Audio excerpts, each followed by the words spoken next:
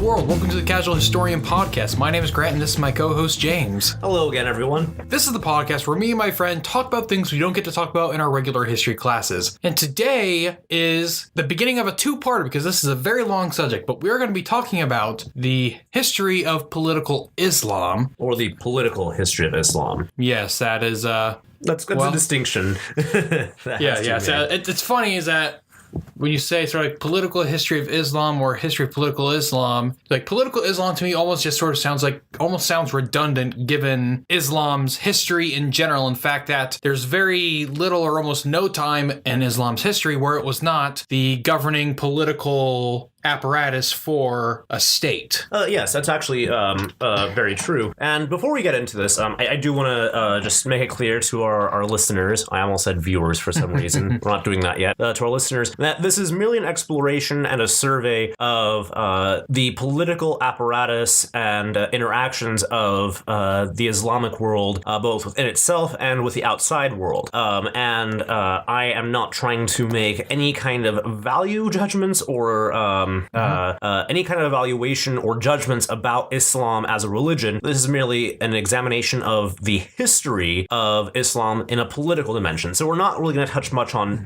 doctrine or theology in that respect. I will clarify that if any of that is brought up, it's not my or James's own thoughts, but rather I'll be bringing up a particular Islamic historian who is, he himself, Muslim. So there will be the perspectives of Islam from the perspective of a modern Muslim. If any of that it does come up, it's from their ideas, not purely our own. So I guess let's start with talking about the history of political Islam up to, say, the fall of Constantinople. That seems to be a big watermark for political Islam, in which it goes from being a constant war with the old Rome to its conflict with the modern Europe. Well, it's, the fall of Constantinople in 1453 is, a huge watershed and watermark for so many, reasons and areas, it's often used as the defining mark as the end of the Middle Ages, for example. But let's shift back about 800 or more years to the Middle East.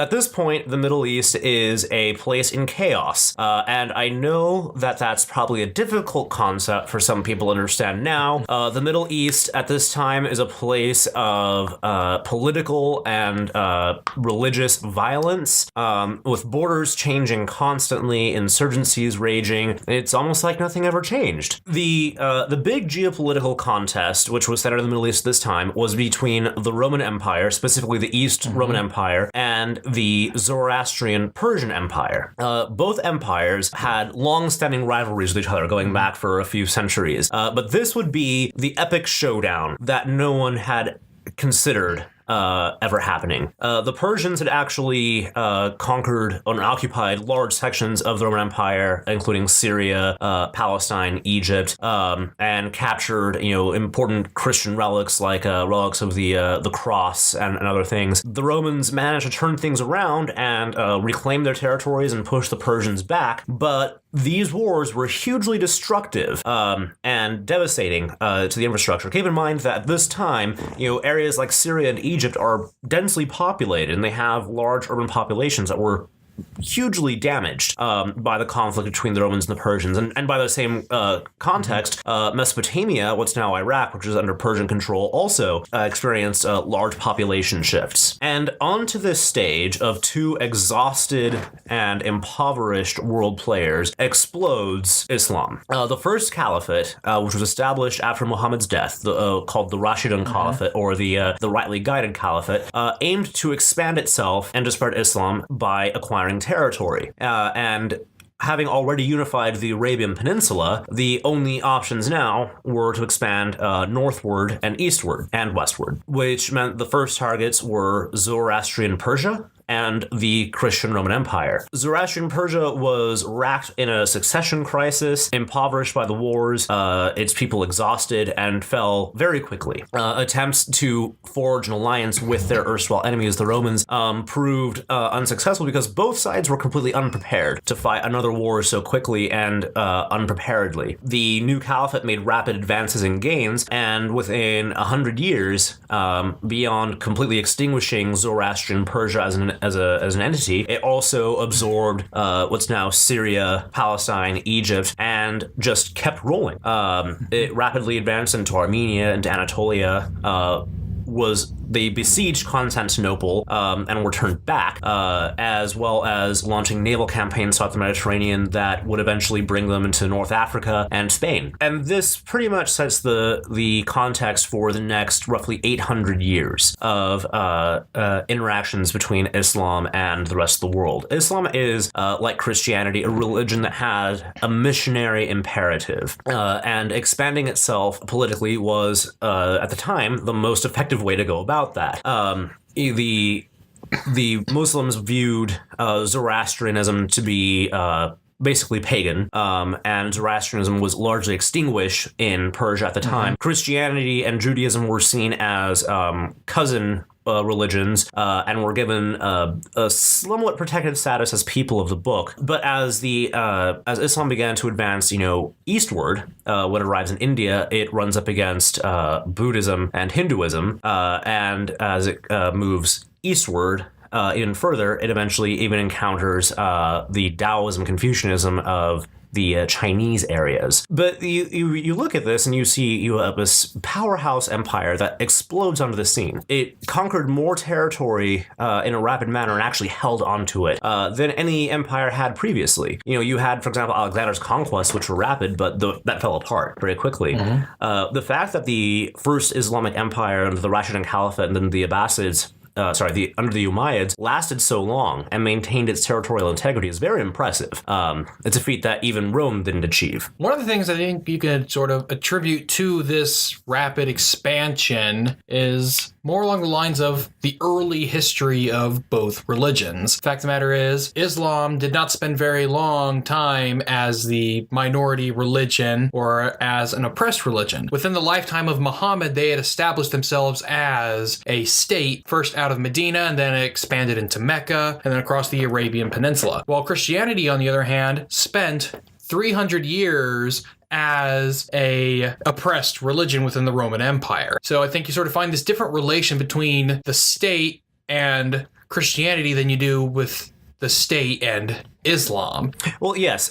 It's important to note that even by this point, Christianity has begun to attribute religious connotations to the Roman emperors, for example. But there was not the blending of religious and secular power in quite the same way that the Islamic political structure in the Caliphate did, because the Caliph, as a commander of the faithful, is both a political and a religious figure. And one of the other key differences in that respect is that whereas in the Christian world, there is a separate political and a separate religious hierarchy. Islam doesn't have a hierarchy in the way that we understand it in Christianity. Like there are no parallels for a patriarch or a pope or for bishops and such. Local leaders are generally more autonomous. There is no single cleric in Islam that can create an order that is mandatory for all the faithful to follow, even under the Caliphate. The Caliph is a close thing to it because he wields both political and religious power by virtue of holding the same office. Well, I would actually give an exception to that, in which the majority of Muslims in the world, between 80 and 90%, depending on who exactly you cite or who you're asking, would be Sunni Muslims. And Sunni Muslim is a very divided form of Islam. I like to compare it to sort of Protestantism in that there's so many different denominations and sects of it that it's really hard to put it all into a single basket, but we're sort of forced to when talking about it because there are so many. But when you're saying that there's nothing similar to, say, a patriarch, there actually would be in Shia Islam. Shia Islam actually has a lot in common with Eastern Orthodoxy, but instead of, patriarchs, they have ayatollahs. The ayatollahs, and there's more than one. We in the United States tend to think of just one ayatollah, that being one in Iran. But in reality, there are multiple ayatollahs across the Islamic world, and different Shia Muslim communities, different Shia Muslim denominations and groups, each decide to look towards one of the ayatollahs as their sort of interpreting religious figure on their own. So yes, there is no extreme hierarchy, but they do have something like that, which is sort of the similarities between Greek Orthodoxy and at least 12er Shia Islam. I think I do think that's a bit of a stretch of a comparison. But again, even this is just more of a look at the fact that in Islam, especially during the days of the Caliphate, no caliph is really bound by has any political necessity to really be beholden to a religious hierarchy. In Rome, both in the East and West, emperors can be undone by opposition from the bishops, and we see it happen repeatedly in both the Byzantine and the Holy Roman Empires, that if the religious hierarchy is not with you, it can make your political legitimacy extremely rocky. But pressing on in a political sense, we arrive, at the development of the Umayyad Caliphate, which is called a golden age for Islam. This is where we really started to see a flowering of civilization in the Middle East that had never been seen before. The Umayyads were very smart in that what they did was they seized upon the varying cultures of the area and synthesize them together. So you have, for example, the court structure and much of the political structure mirrors that of the old Persian Empire. In fact, even the script that Arabic uses is called a Persianate script. Then you also have the reintroduction or reappearance in the area of philosophy and interest in the sciences. Engineering as well is definitely built on East Roman arches and domes. You have this general flowering and synthesis of culture that will actually spread throughout the caliphate, and will actually, interestingly enough, backdoor the end of the Dark Ages, because in Western Europe, of course, when the political authority collapsed and the Great Migrations completely shifted entire communities, civilization was barely flickering like an ember in a dying fire. The conquest of Spain brought back a sense of scholasticism and revived interest in Aristotle, which had all but disappeared in Western Europe. And then you get figures like eventually Thomas Aquinas, reintroducing Aristotle in a philosophical and theological dimension via what's called Thomism. But by this point, though, it's important to note that the caliphates don't have the succession mechanisms that we tend to think of. Most Western succession systems and monarchies are hereditary. Be it, with agnatic or cognatic, whether it's usually some form of primogeniture, where, the oldest child succeeds, and if not, there are mechanisms for how that's decided. Islam tended to use, not merely for political power, but for other areas as well, a seniority succession, in which case the oldest living member of the family succeeds, regardless of whether or not they're directly descended from the previous ruler. This would eventually create issues by the fact that the Umayyad Caliphate, which once ruled over the entirety of the Islamic world, would be split off and be linked solely to the territories in Spain, versus the Abbasid Caliphate, which would take pretty much everything else. But this would continue to gradually break down as smaller successor states would break off here and there, but still there was only ever one caliph, headquartered by this point in Baghdad. Yes.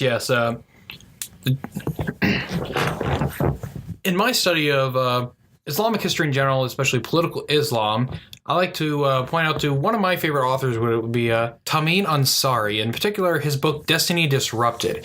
He is a Muslim historian from Afghanistan, educated in the West, but basically he talks about with the early Muslim empires, it's that a lot of historians today, especially in our more politically correct intellectual atmospheres, that they like to emphasize how progressive the early Islamic empires were. And in a way, that's very correct. They had, for a while, they did have, more progressive policies for, say, women and non-Muslims in their empires. But as Tamain Ansari points out, is that at about the 11th or 12th century, between those times, social, political, and scientific progress in the Islamic world just sort of stopped. And there's no complete answer as to why. It's sort of, some people have tried blaming individual things, like some people have tried blaming the Crusades as halting Islamic progress. Others have tried blaming the Mongol invasions. But none of those by themselves seem to be enough to explain why social and scientific progress just sort of stopped out of nowhere between the 11th and 12th centuries. Well, actually, on their own, the Crusades and on their own, the Mongol invasions may not be enough to explain that, but taken together, as well as with the continuous political fragmentation of the Islamic world, you can actually look at it that way, which does bring us to the Crusades. The Crusades are, of course, one of the most hugely controversial topics in both Christian and Muslim history, and we still feel a kind of psychological effect of it down to this day. It's important to note that the First Crusade that was called was in response to basically a distress call from the Byzantine emperor, who was, by this point, by the early 11th century, the Byzantines have been fighting a continuous war with Islam, making some progress, losing progress, back and forth. But eventually, the Byzantine emperor sends out a call for help to reclaim the Byzantine territories that were once in Syria, Palestine, and Egypt. The Western world, by this point, has become feudal. It's just as politically fragmented, if not more so, than Islam.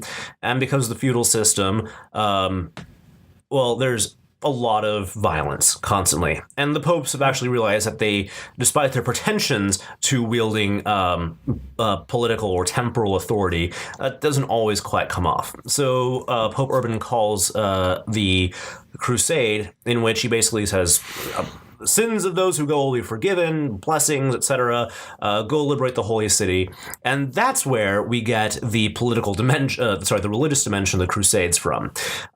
It's important to note, though, that by this point, this is not the first or only time that there is a political conflict between Islamic and Christian states. By this point, even now, in the Iberian Peninsula, the Christian states of northern Spain are trying to claw back bit by bit the beginnings of the Reconquista in Spain, which will have its own messy ending later on. Then you have, at the same time, the Byzantine struggle, as we've mentioned, in the East. The Crusades, though, are a traumatic moment for both sides, because the eventual failure of the Crusades does create crises of confidence in Western Christendom, in which their ultimate failure means that there is a question of, do we actually have the mandate to do this, or why did God not support us? Which results in some weird excursions, such as the Northern Crusades later on, to Christianize the Balts. But the effects of the Crusades on the region were significant. It created a permanent political wedge between the West and the Byzantines, because the Byzantines considered the Crusaders to have broken their promises.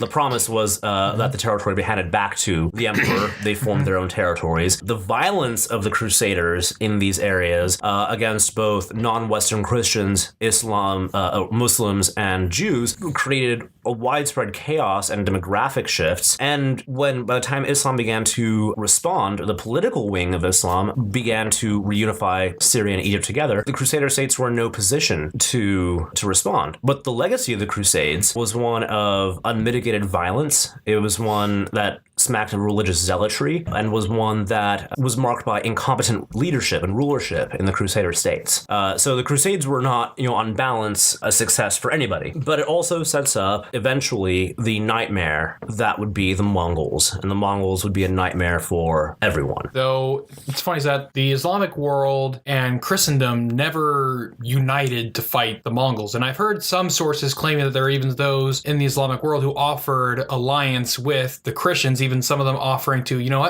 we'll convert if you help us fight the Mongols. I can't corroborate whether or not that source is legitimate, but it seems like something the Muslims were exposed to the Mongols first. So it seems like something that some of them, depending on how desperate they felt, may have felt necessity to offer up something like that, but it's nothing I can substantiate here. We can verify that there were truces and alliances. Some of the surviving Crusader states in the Middle East and Upper Syria did support or ally with Muslim territories to try to resist the Mongols. In the Caucasus, Georgians, Armenians made common cause with Islamic Azeris to try to repel the Mongols. The Mongols, the apex of the Mongol attacks on the Islamic world, which would be a great trauma, I would say, as well as a great loss to civilization in general, was the sack of Baghdad by the Mongols, in which one of the great casualties was Baghdad's Great Library, or the House of Wisdom. Contemporary chroniclers describe the Mongols throwing manuscripts into the Tigris River, which they described as running black with ink from the manuscripts as they dissolved. Something I want to sort of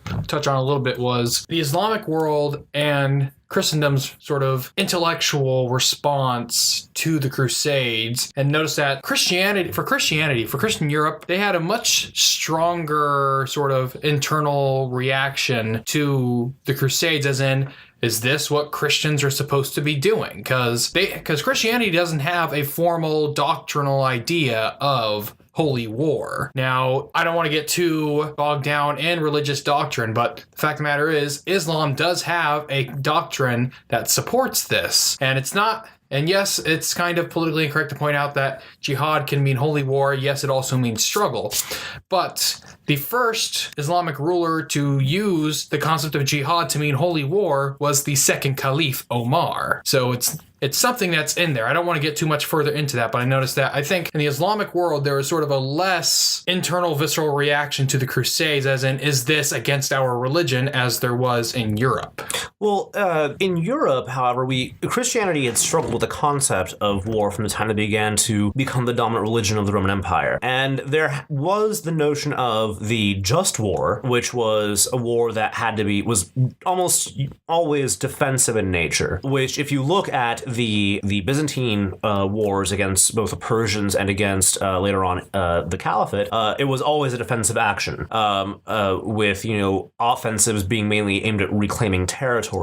In the West, it was a similar situation with the Spanish kingdoms trying to reclaim territory, but even that was a bit more questionable, mostly because the kingdoms of northern Spain, Galicia, Asturias, Navarra, had never actually ruled the larger part of the peninsula. It was the Visigothic kingdom that was there beforehand, and they weren't successors of it.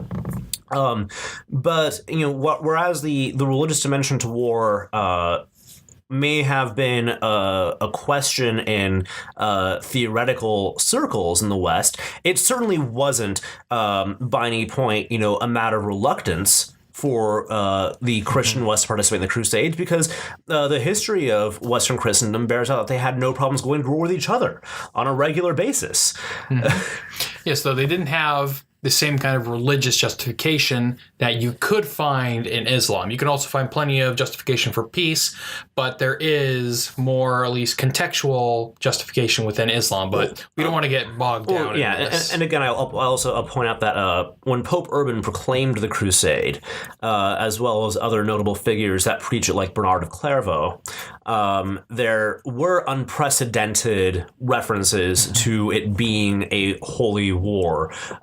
If you look at the Byzantine request is a political one. It's help us reclaim territory to stabilize our frontiers. In the West, it takes on a religious connotation almost immediately. The idea, to say we have to open paths for pilgrims. Let those who fight and die in the Crusades are guaranteed salvation, which is similar to rhetoric we find in Islam contemporarily.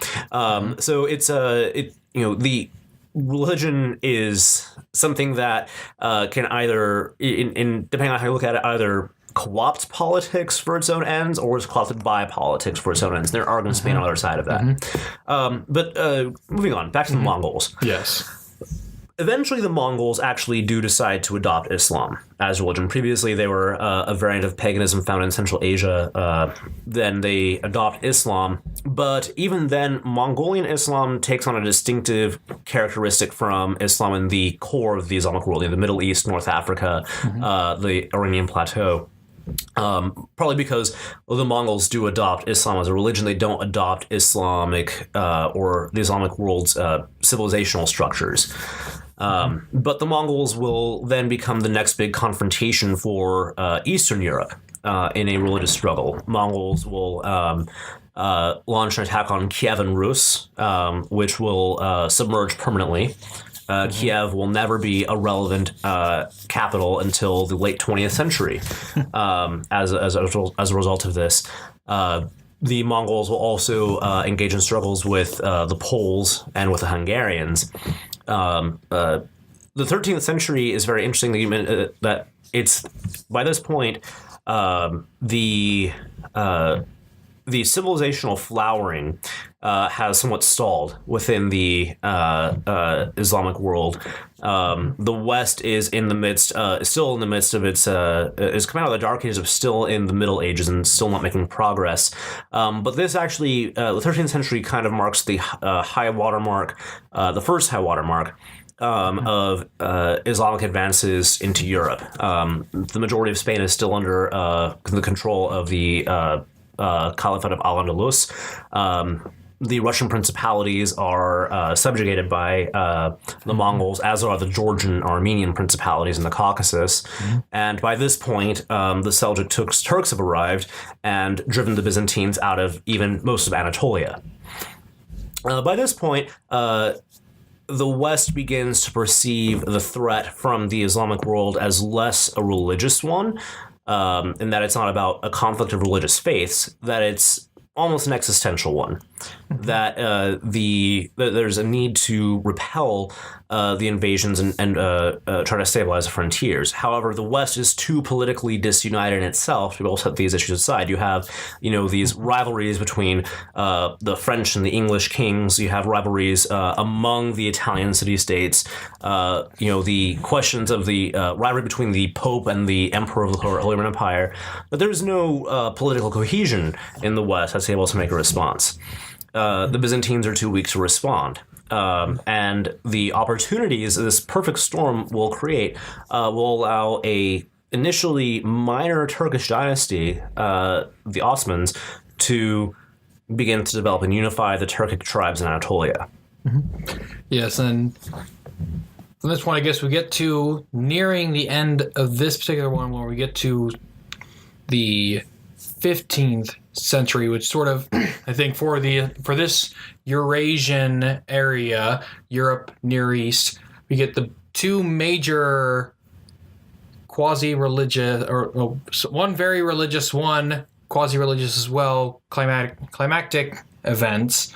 The fall of Constantinople, and it sort of seems like I'm not sure what word to use, a certain je ne sais quoi, pardon my terrible use of French for the only word I can use, but fall of Constantinople, followed by a few decades later, the Protestant Reformation, a huge religious and political shakeups on both sides of the European peninsula, all occurring within decades of each other. Yeah, well, it's Constantinople's fall in 1453 is foreshadowed about 250 years earlier during the Fourth Crusade, in which Constantinople was sacked by Italian and Frankish crusaders, who then set up their own, puppet crusader states, as they were wont to do, just like they did after the First Crusade. This would actually critically weaken the Byzantine bulwark against the Turks, because for a long time, by this point, the Byzantines are pretty much the defenders of Eastern Europe. They are what are holding the Turks back, in much the same way that later on the Venetians will have to be. But by then, the frontiers moved considerably to the west. The Byzantine reunification and attempts to survive for the next 100 years are almost epic and almost poetic in how tragic they are, because by this point the empire's decline is so terminal, they've been so weakened, and the West has no interest in trying to support them, that bit by bit their territories are whittled away. And by the early 1400s, the Ottomans have actually arrived in Europe proper. The city of Constantinople is pretty much cut off from any of its other possessions, and the Bulgarians and Serbians are now being subjugated by the Turks. In the early 1400s as well, the last actual crusade will be called, which was called the Crusade of Varna, in which a coalition of Hungarian, Polish, and other armies would attempt to attack the Ottomans to try to, cut them off from completely encircling Constantinople, which met in defeat, and would plunge Eastern Europe itself into chaos for a while by virtue of the fact that the king of Hungary and Poland was killed without an heir, which created dynastic ripples throughout Poland, Lithuania, Hungary, and Bohemia. And also left the Byzantines out to dry. So by this point, the West has realized that Constantinople is in actual danger of falling. Even though it was Christian forces who captured and sacked Constantinople in 1204, Constantinople has this kind of legend about it that it's virtually impregnable. And that even though it's now in the hands of different kinds of Christians, because we're now 4 centuries past the Great Schism, the idea is that it's a center of the Christian world. Even the Turks, the Ottomans called it the city of the world's desire, as a city of wealth and riches and culture. By now, it's actually depopulated and war torn, but it carries an immense psychological significance for any side in this. So in 1453. When Constantinople is taken by the Turks and the last Byzantine emperor, in some ways the last Roman emperor, is killed defending the city, it's a major shockwave to the entirety of civilization at the time. In the Christian world, both Orthodox and Catholic, it's a trauma. It brings home a reality that the Byzantines aren't there anymore to be the bulwark they were. And it provokes panic. There's widespread lamentations. Chroniclers would write spurious things about celestial signs being shown, like that there were eclipses or meteors marking the fall of Constantinople. It would be such a trauma that in hymns in Iceland after the Reformation, supplications are made to save us, for God to save us from the Turks. Meanwhile, on the Turkish side of things, it brings a new dimension politically to the Caliphate, because by this point, the capture of Constantinople, which had been a dream, an attempt by successive caliphs from the Rashidun to the Umayyads to the Abbasids, that never materialized, never succeeded. It was the House of Ottoman that succeeded. And so it cemented this sense of dominion over the Islamic world as a claim that would be made, and indeed not only that, but also that the Ottomans would set themselves up within their own territories as a kind of successor to the empire, the Roman Empire. Yeah. There's, I guess, with the fall of Constantinople, there's something of a tragic silver lining to it. It's that the Renaissance was largely brought about because old ideas from the Greek East were finally brought to the West, and the collapse of the Byzantine Empire resulted in a lot of scholars and a lot of educated people in the East, in the Byzantine East, going to the West, for the places where they feel they'd have religious and political safety. And so I guess that's sort of the tragic silver lining to the fall of Constantinople, is that it resulted in what was first the intellectual reemergence of the West, and then that intellectual reemergence eventually turned into economic and political and military reemergence onto the world stage, which is just, depending on who you ask, just waning today. Well, when you look at the fall of Constantinople, and we touched on this at the beginning of this episode, it's a huge watershed, because the fall of Constantinople is not merely, this convenient means of saying, okay, here's the end of the Middle Ages. It actually stretches bigger than that. The fall of Constantinople marks the end of the Roman Empire, the end of an unbroken succession of a Roman Empire. Though its legacy would be carried on to an extent in Russia, in the West by the Roman Empire, that its intellectual successors would begin the Italian Renaissance, but the religious dimension would be carried on in Russia. But the thing is that also, this would spark a new development and growth of civilization in the Islamic world as well, because now it's not Damascus, it's not Baghdad, because now it's not Damascus or Baghdad that are the centers of the Islamic world. It's now Constantinople, and Constantinople becomes a cosmopolitan city once again, with a flowering court and a culture, and will retain its great status as a trade city. And for the duration of most of the Ottoman rulership of it is a diverse city in which Italians trade there, Greeks, Armenians, and Bulgars live there. And you see this flowering of an Islamic Renaissance in art, in architecture, and poetry that you didn't see for most of the last 200 years. But it also brings home the idea that for the first time, the opponents of the caliphate of the day are not to be found in the Orthodox world any longer. They are now going to be found in the states of Central Western Europe, which will set the stage for the great struggles of the 15th, 16th, even down to the 19th centuries, which, and we'll cover those in, I believe, next week. Alright then, this has been the Casual Historian Podcast. If you enjoyed this episode, then give us a rating and a review on iTunes. You can also find this podcast on the Casual Historian YouTube channel. And you can follow the Casual Historian on Facebook and Twitter. And go to casualhistorian.com for more content like this. You can email any comments, questions, or business inquiries to casualhistorian@gmail.com. Thanks for listening.